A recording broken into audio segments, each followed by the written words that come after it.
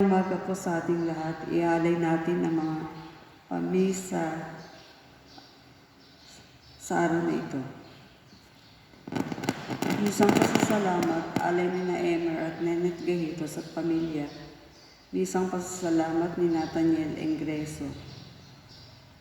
Isang pasasalamat, alay ni na Generoso at Sonia Cadawas. Nieves Puyod, Jocelyn Mesanes, Alvarez, Elemos at Asawa Family. Misang pasasalamat para sa kaarawan ni Mayra T. Aseodje, alay ng pamilya. Misang pasasalamat, alay ni Nenet Navarro Galan at pamilya. Personal intention ni Sonia at Generoso Cadawas, Alberto Basa Family, at Chita Serrano. Karangalan ng Nuestra Señora de los Dolores at Señor del Santo Sepulcro, alay ng Ruasa at Cadol Family. Personal intention, alay ng Cagayat at Acupanda Family. Para sa kapayapaan ng kaluluwa ni Frank De Quito, Gloria De Quito, Alvin Jeremy Padul, Eduardo Lopez Sr., Edgardo Lopez, Edison Lopez, Elena Lopez, Valerio Casilag, Primo Casilag, Petronila Casilag, Lucena Alberto, Sosimo Alberto Sr., Gil Alberto Sr., Mercedes Casilag, Pedro Aderes, Prisco Navarro, Jose Piping Madrinian, Simon at Anacleta Madrinian, Mariano at Leonila Cainto, Antonio Madrinian, Natalie Sebastian, Vicente Endorang Kahumban, Gregorio Kaancan, Gregorio Baet, Rosalina Cahipe Baet, Alan Cahipe Baet, Nicomedes Gahitos, Antonia Bagabaldo Gahitos, Maria Bagabaldo,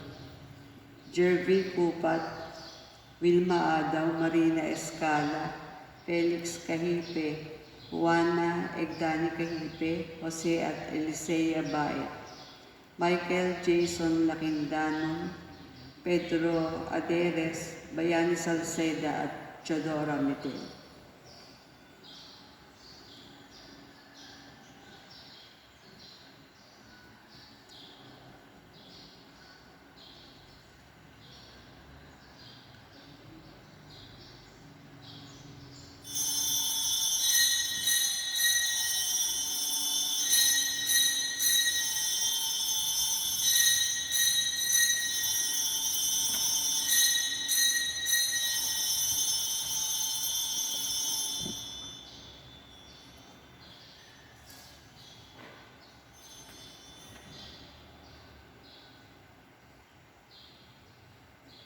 Panginoon, yung hukuman ang aking mga kalaban, sandata mo ay hawakan, ako ay iyong tulungan pagkat ikaw ang tanggulan.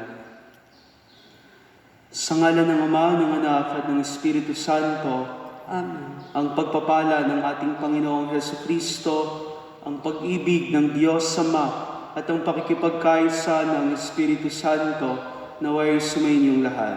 At sumayo rin. Mga kapatid, aminin natin ang ating mga kasalanan upang tayo maging marapat gumanap sa banal na pagdiriwang.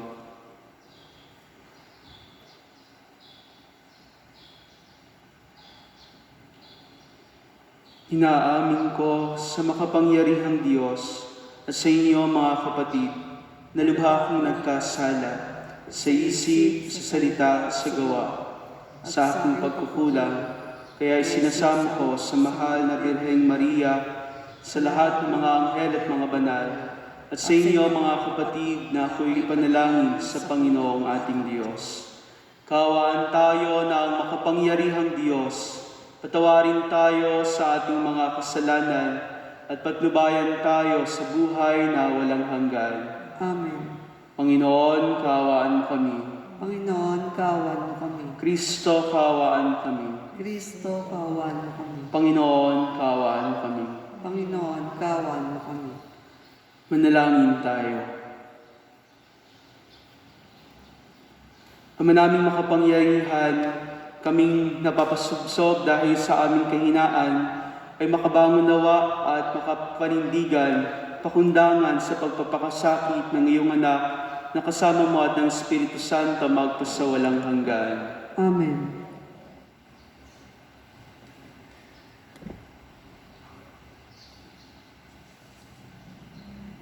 Pagbasa mula sa aklat ni Propeta Isaías.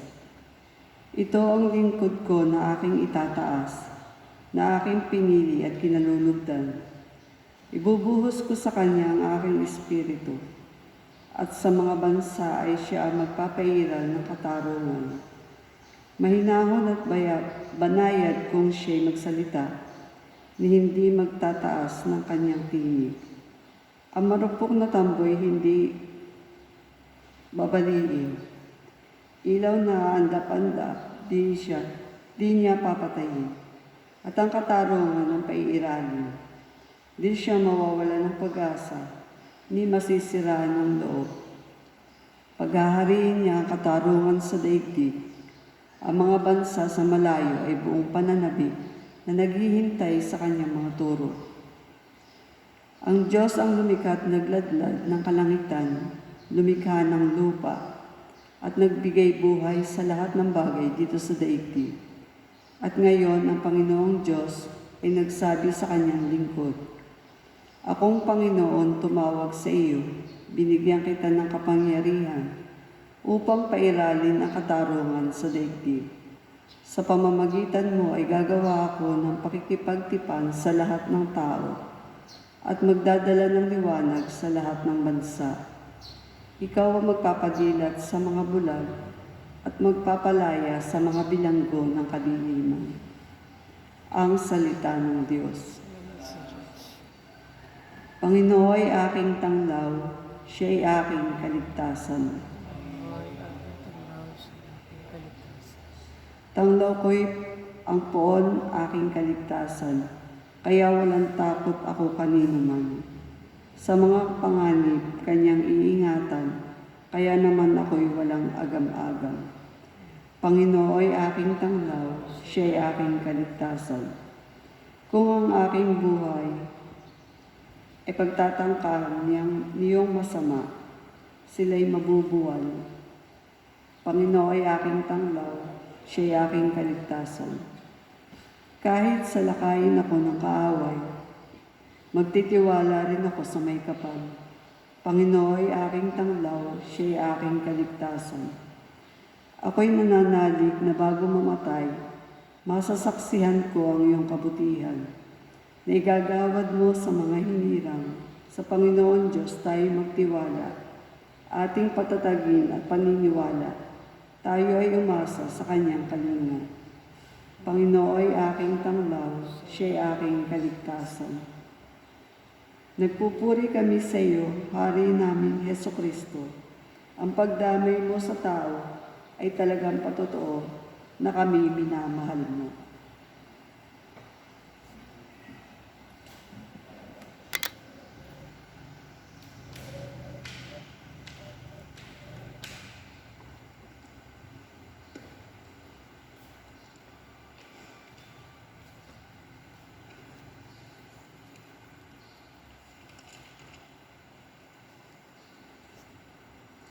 Sumainyo ang Panginoon.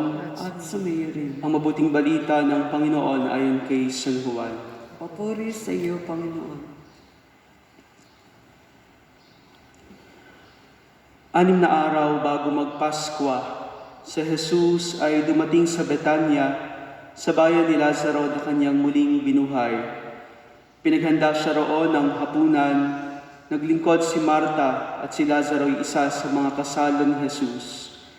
Kumuha si Maria ng mamahaling pabango, 1 libra ng dalisay ng nardo, at ibinuhos sa mga paa ni Jesus. Pagkatapos, pinunasan ng kanyang buhok at humalimuyak sa buong bahay ang pabango.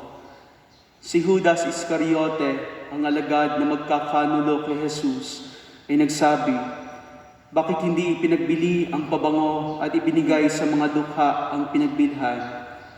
Maaaring umabot sa 300 denaryo ang halaga niyan. Hindi dahil sa siya'y may malasakit sa mga dukha, kaya niya sinabi iyon, kundi dahil sa siya'y magnanakaw. Siya ang nag-iingat ng kanilang salapi at kinukupit niya ito. Sumagot si Jesus, "Ano't siya'y ginugulo ninyo?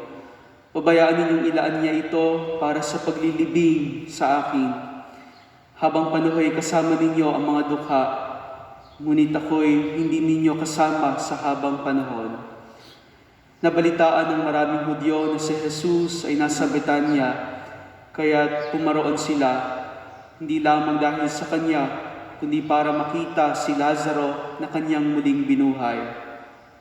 Kaya't binalak ng mga punong saserdote na ipapatay rin si Lazaro, sapagkat dahil sa kanya'y maraming Hudyo ang umihiwalay na sa kanila at nananalig kay Jesus. Ang mabuting balita ng Panginoon. Pinupuri ka namin, Panginoong Hesukristo.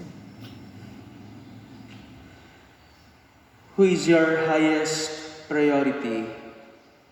Maraming mga kapatid, mayroon tayong iba't ibang kasagutan sa katanungang ito para sa isang pamilyadong tao, kung bakit siya nagsusumikap, nagtatrabaho at talagang nagpapagod. Ang sasabihin niya, prioridad niya ang kanyang pamilya, ang kanyang mag-anak.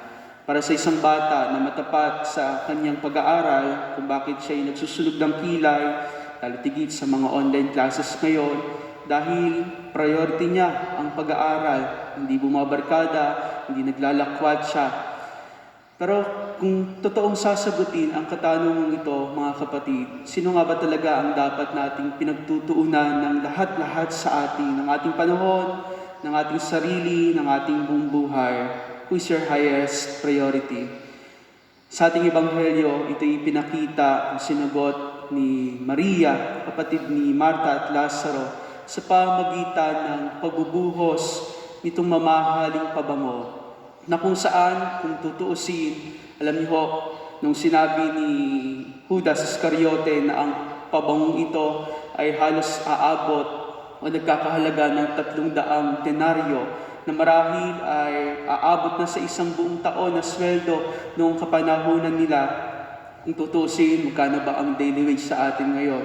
Pumapatak na nasa 450 at times 300. Ito'y mahigit 130,000 yung halaga nung pabango na ibinuhos ni Maria sa paanan ng ating Panginoong Jesus. At naroon marahil mga kapatid, ito'y nagpapakita hindi lamang dahil siguro dahil binuhay si Lazaro na kanyang kapatid bilang pasasalamat, hindi lamang dahil si Jesus nga ang tunay na Mesiyas o bilang isang kaibigan, kundi naroon buong buhay, buong oras o maging ang kanilang kayamanan ay binibigay nila at tila ito'y isang pagtugon sa una't higit na utos ng Diyos, na ibigin mo ang Diyos ng higit sa lahat, ng iyong buong puso, ng kaluluwa. Kaya nga sa pagbubuhos ng mamahaling langis na ito, ng pabangong ito, ipinakikita ni Maria ang isang halimbawa ng malalim na ugnayan niya, hindi lang magkakapatid para sa ating Panginoon. At ito rin marahil mga kapatid, sa mga mahal na araw na ito na ating pinagdiriwang, ito rin yung paanyaya para sa atin na nawa ay patuloy natin na palalimin yung ating ugnayan sa Diyos, na patuloy na maipahayag yung pagmamahal natin sa ating Panginoon. Bagamat hindi tayo nakapagdiriwang ng mga selebrasyon, lalo tigit ngayong mahal na araw na ito, patuloy sa kanya-kanyang mga tahanan ay maipamalas pa rin natin, hindi lamang sa ating pananampalataya, kundi lalo tigit sa ating mabubuting gawa, ang pagmamahal natin sa ating Panginoon. Totoo na sa ating patuloy na pagpapamalas ng ating kabutihan ay hindi lamang sa pamagitan nito, kundi ang ating patuloy na pagmamahal sa Diyos ay sadya namang may papakita rin natin kung sino ba talaga ang tunay na binibigyan natin ng prioridad. Sapagkat totoo, ang pagmamahal sa kapwa, sa pamilya, kahit pa sa ibang tao na hindi naman kamahal-mahal, ito'y nagmumula kung ang ating prioridad sa buhay ay walang iba kundi ang Diyos. Hindi natin masasabi na minamahal natin ang ibang tao kung di naman natin inuuna ang Diyos. Oo, maaari kang makagawa ng kabutihan para sa iyong kapwa na malayo sa ating pananampalataya na hindi ipinakikilala ang Diyos. Sabi nga ni Pope Francis, isang paanyaya, isang paalala sa mga klero, o mga obispo sa Switzerland, ang simbahan ay hindi NGO. No? Ang simbahan ay simbahan upang maipakilala si Kristo. At tayo rin mga kapatid, sa ating pagninilay sa mga mahal na araw na ito, katulad ni Maria na ipinamalas ang pagmamahal sa Diyos bilang pagpapaunan na rin na ang pagbubuhos ng pabangong ito ay para sa nalalapit na pagkamatay o paglilibing ng ating Panginoong Hesus, na hanggang sa kamatayan nawa ay maipakita rin natin ang pagmamahal natin. Our highest priority ay walang iba kundi ang Diyos. At kapag ito'y tunay na nalaman at naunawaan natin, sumusunod na ang lahat ng bagay. Ang paggawa ng kabutihan, ang pagmamahal sa kapwa, maging ang pagbibigay ng naayon na nararapat para sa sarili. Nagmumula ang lahat ng ito sa pagmamahal sa ating Panginoon. Sa mga mahal na araw na ito, mga kapatid, masagot nawa natin ang katanungan na ito, who is your highest priority? Amen.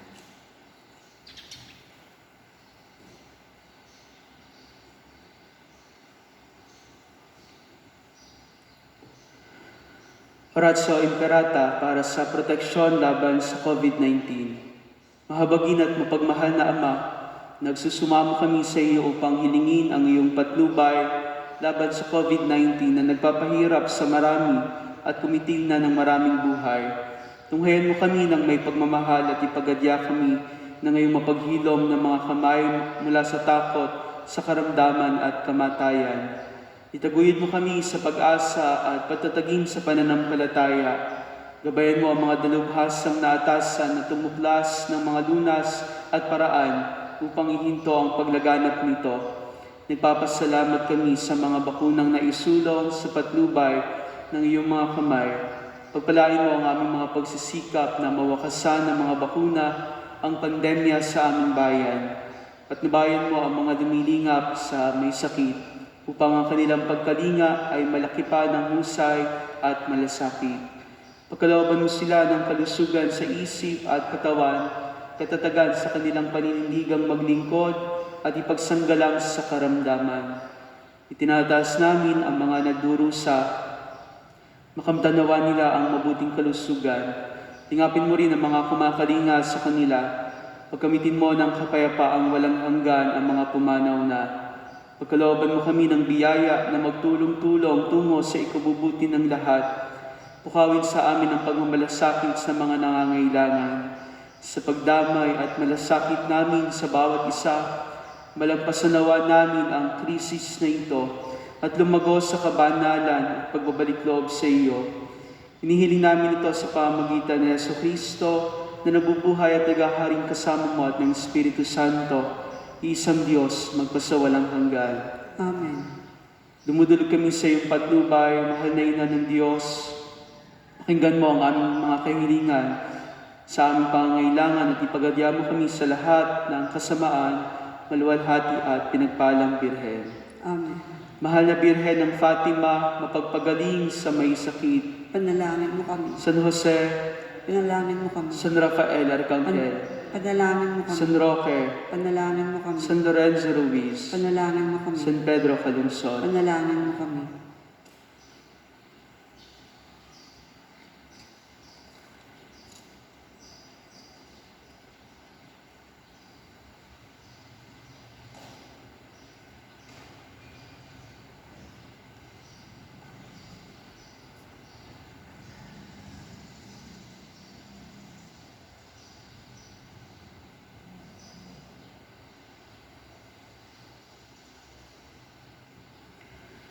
Kapuri-puri ka, Diyos sa mga lumikha sa sanlibutan, sa iyong kagandahang loob narito ang aming mayaalay mula sa lupa at bunga ng aming paggawa, ang tinapay na ito para maging pagkain nagbibigay buhay. Kapuri-puri ang pong may kapal ngayon at kailanman.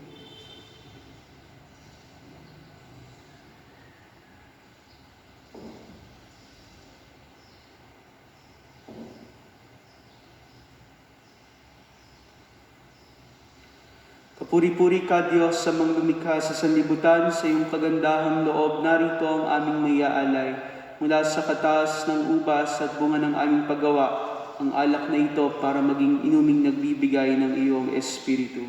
Kapuri-purihan po may kapal ngayon at kailanman.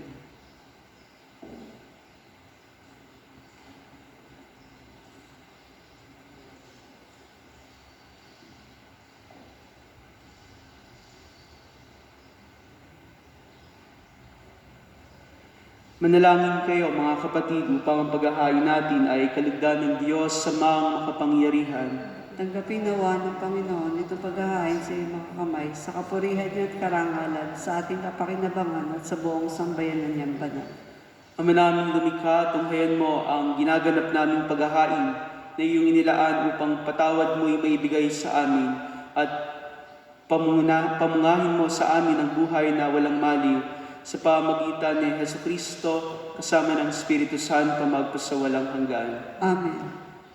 Sumainyo ang Panginoon, At sumayo rin. taas sa Diyos sa inyong puso at diwa. Tinaas na namin sa Panginoon. Salamatan natin ang Panginoong ating Diyos. Marapat na siya ay pasalamatan. Ama naming makapangyarihan, tunay nga marapat na ikaw ay aming pasalamatan sa pamagitan ni Jesucristo na aming Panginoon. Nababanaagan na namin ang pagdiriwang sa kanyang pagpapakasakit at pagkabuhay.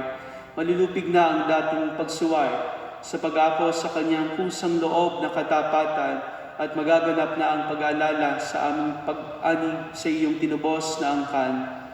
Kaya kaysa ng mga anghel na nagsisiawit ng papuri sa iyo nang walang humpay sa kalangitan, kami nagbubuni sa iyong kadakilaan. Santo, Santo, Santo, Panginoong Diyos ng mga hukbo, napupuno ang langit at lupa ng kadakilaan mo. Osana sa kaitaasan. Pinagpala na paririto sa ngalan ng Panginoon. Osana sa kaitaasan. Ama naming banal, ikaw ang bukal na ang tanang kabanalan, kaya't sa pamagitan ng iyong Espiritu, gawin mong banal ang mga kaloob na ito upang para sa aming maging katawan at dugo ng aming Panginoong Jesucristo. Bago niya pinagtiis ang kusang loob na maging handog, hinawakan niya ang tinapay, pinasalamatan kanya, pinaghati-hati niya iyon, iniabot sa kanyang mga alagad at sinabi, "Tanggapin ninyong lahat ito at kanin, ito ang aking katawan na ihahandog para sa inyo."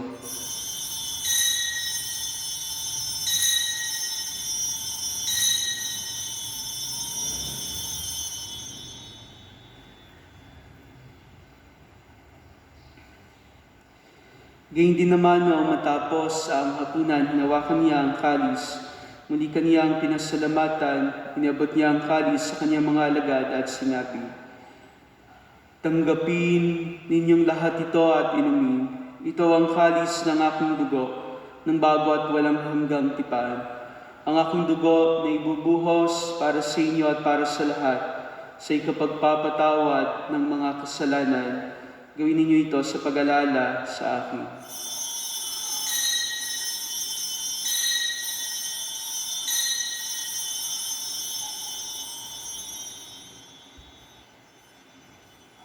Ang misteryo ng pananampalataya. Si Kristo'y namatay, si Kristo'y nabuhay, si Kristo'y babalik sa wakas ng panahon. Ang mga ginagawa namin ngayon ang pag-alala sa pagkamatay at muling pagkabuhay ng iyong anak, kaya iniaalay namin sa iyo ang tinapay na nagbibigay buhay at ang kalis na nagkakaloob ng kaligtasan. Kami nagpapasalamat dahil kami iyong minarapat na tumayo sa harap mo para maglingkod sa iyo. Sinasama namin kaming magsasalo-salo sa katawan at dugo ni Kristo ay mabuklod sa pagkakaisa sa pamagitan ng Espiritu Santo. Amalingapin mo yung simbahang laganap sa buong daigdig. Puspusin mo kami sa pag-ibig kaysa ni Francisco na aming Santo Papa at ni Benaventura na aming Obispo at ng Tanang Kaparian. Lalahanin mo si Lea na tinawag mo mula sa daigdig na ito. Kung siya'y binyagan, siya'y nakaisa ni Kristo sa pagkamatay. Kung siya'y pumanaw, naway makaisa siya ni Kristo sa pagkabuhay. Lalahanin mo rin ang mga kapatid naming nahimlay na may pag-asang sila'y muling mabubuhay, gayon din ang lahat ng mga pumanaw. Kaawaan mo sila at patuloyin sa iyong kaliwanagan. Kaawaan mo at pagindapatin kaming lahat na makasalo sa iyong buhay na walang wakas. Kaysa ng mahal na Birheng Maria, na ina ng Diyos, ni San Jose ng kanyang kabiyak ng puso, kay isa ng mga apostol, ni Santiago na aming patron, at ng lahat ng mga banal na namuhay dito sa daigdig ng kalugod-lugod sa iyo, may pagdiwang nawa namin ang pagpupuri sa ikararaman mo sa pamagitan ng iyong anak na aming Panginoong Heso Kristo.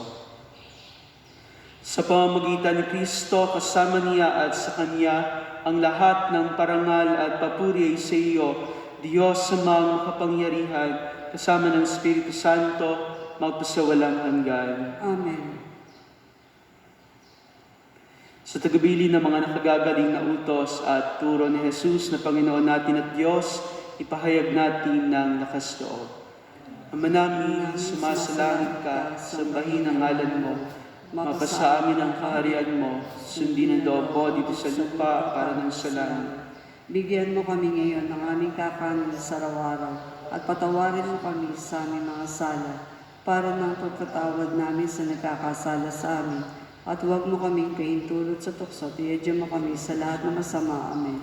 Hinihiling namin kami yadya sa lahat ng masama, pagkalooban ng kapayapaan araw-araw, ligtas sa kasalanan at idayo sa lahat ng kapahamakan, samantalang aming pinananabikan ng dakilang araw ng pagpapahayag ng tagapagligtas namin si Heso Kristo. Sapagat sa iyo ang kaharian, ang kapangyarihan at ang kapurihan, magpakailanman. Amen. Panginoong Heso Kristo, sinabi mo sa iyong mga apostol, kapayapaan ang iniiwan ko sa inyo, ang aking kapayapaan ang ibinibigay ko sa inyo. Tunghayan mo ang aming pananampalataya at huwag ang aming pagkakasala. Pagkalooban mo kami ng kapayapaan at pagkakaisa ayon sa iyong kalooban, kasama ng Espiritu Santo magpasawalang hanggan. Amen. Ang kapayapaan ng Panginoon ay laging sumainyo. At sumayo rin. Magbigayan kayo ng kapayapaan sa isa't isa. Kordero ng Diyos na nag-aalis ng mga kasalanan ng sanlibutan, maawa ka sa amin. Kordero ng Diyos na nag-aalis ng mga kasalanan ng sanlibutan, maawa ka sa amin. Kordero ng Diyos na nag-aalis ng mga kasalanan ng sanlibutan, ipagkaloob mo sa amin ang kapayapaan.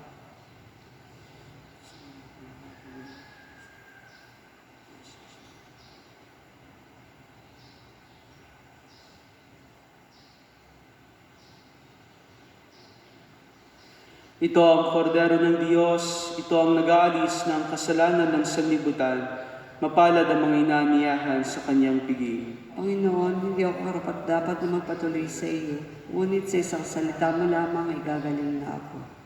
Ang katawan ni Kristo. Amen.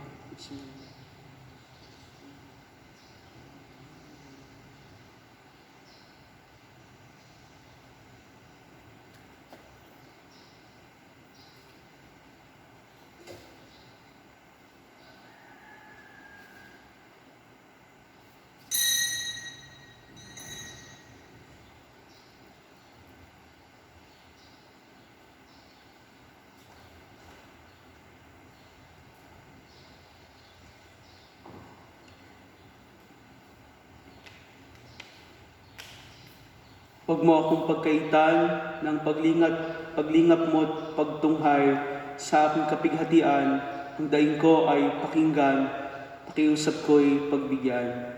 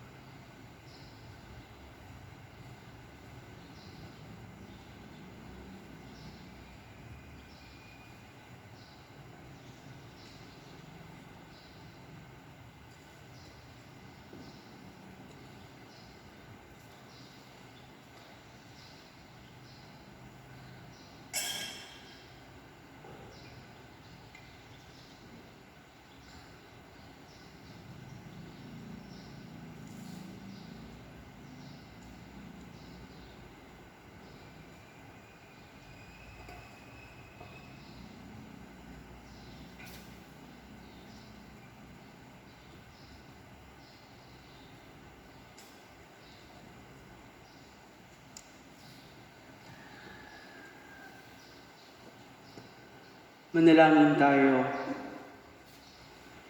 Ama naming mapagmahal, dalawin mo ang iyong sambayanan at tunghayan mo ang aming kaloobang nakalaan upang ang misteryo ng hapis at luwalhati ay ipagdiwang.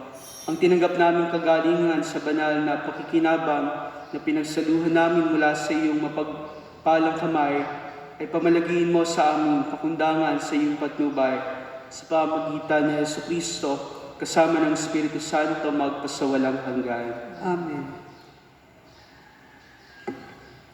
Spiritual Communion.